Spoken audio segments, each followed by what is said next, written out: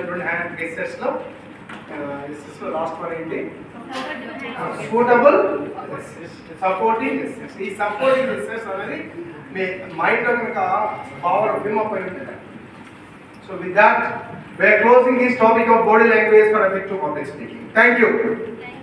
లేదా షేవ్ చేసుకుంటాం, లేదా ఇంకేదన్నా డ్రెస్ ఉన్నట్టయితే ఆకర్షణ లేదా ఆర్నమెంట్స్ ఉంటుంది ఉన్నంతలో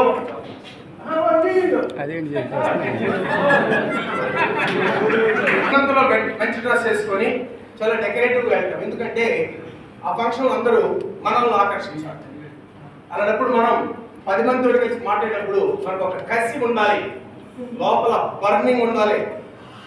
మాట్లాడిన 10 మందిలో మనం మాత్రమే బెస్ట్ గా ఉండాలి, మనల్ని మాత్రం ఆడియన్స్ మర్చిపోకూడదు. ఆకర్షణ దాంతోపాటు ఇక్కడ ఎఫెక్టివ్ గా మనం చెప్పాల్సింది కమ్యూనికేట్ చేయాలి.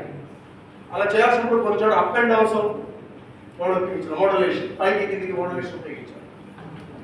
అదేవిధంగా అలర్ట్నెస్, ఆడియన్స్ అలర్ట్నెస్ చేయాలి. లేదా చూడండి రిథింలో చెప్పాలి, మనం అనుకున్నది ప్రాపర్గా కన్వే చేయాలి. అదేవిధంగా మాస్ తోటి మనం కమ్యూనికేట్ చేయాలంటే వాయిస్లో అప్ అండ్ డౌన్ మోడ్యులేషన్ అవసరం. అబోవ్ ఆల్ ఇందాక పైన దుప్పేస్తుంది, దట్స్ అవర్ కమ్యూనికేషన్. ఆ కమ్యూనికేషన్ కంప్లీట్ అవ్వాలి. ఇవన్నీ ఉండాలి అంటే voice modulation. Then how does it help? What is this voice modulation? It's the ability to control. మన టోన్ను మనం కంట్రోల్ చేసుకుంటున్నాం. దేంట్లో? 4 విషయాల్లో. ఒకటి పిచ్, అంటే వాయిస్ మోడ్యులేషన్లో చేయాల్సింది కంట్రోల్ చేసుకోవాలి. ఒకటి ఎబిలిటీ టు కంట్రోల్, మనిషికి మాట్లాడుతున్న వ్యక్తికి కంట్రోల్ చేసుకోవాలి. Point number 1 is pitch. Point number 2 voice. ఆవేశపడి గలగలగా మాట్లాడేయకూడదు, ఆవేశంలో కూడా అర్థవంతంగా మాట్లాడాలి. 2008 మాట. మనం ఎమోషన్ అవ్వకూడదండి.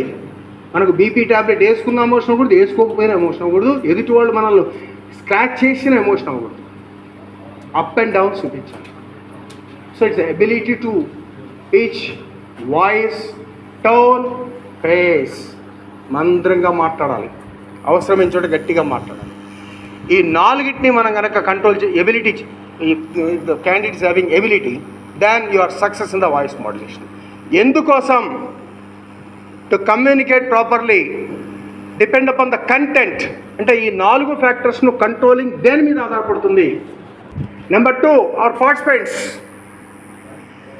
ఏ పార్టిసిపెంట్స్కి మనం డెలివర్ చేస్తున్నాం ఆ కంటెంట్.